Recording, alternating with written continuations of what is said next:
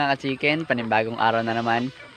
Bali, ang video na to is napakadali lang dahil gusto lang natin i-share sa ating kaibigan na nag-comment na ang sabi niya kasi is nakakapataba ba talaga ng mga manok ang darak ng palay na kung sa Bisaya is tahop. Disclaimer lang po mga ka-chicken, base lang po to sa aming karanasan sa pagmamanok.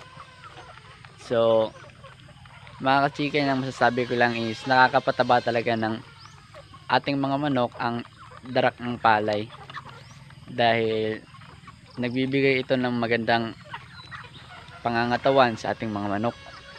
Tsaka mga ka-chicken is hindi talaga ito masakit sa bulsa kasi napakamura lang kasi nito, kayang-kaya nyo talaga to.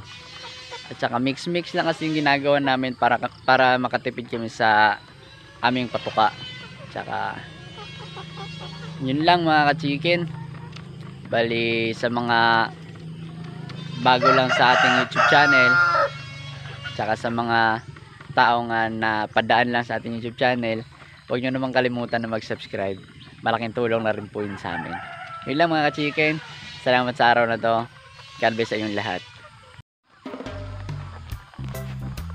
So yun na nga mga ka-chicken, kasabi lang natin na ang tahop is maganda para sa kanila.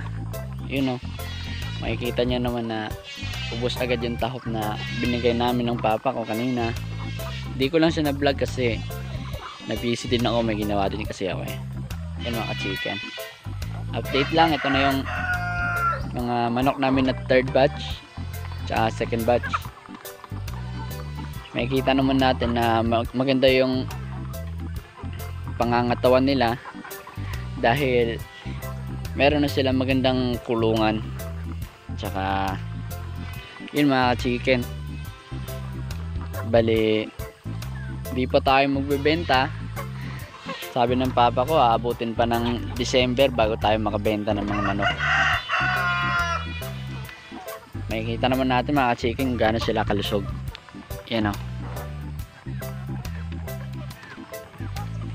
So yun mga chicken, sa mga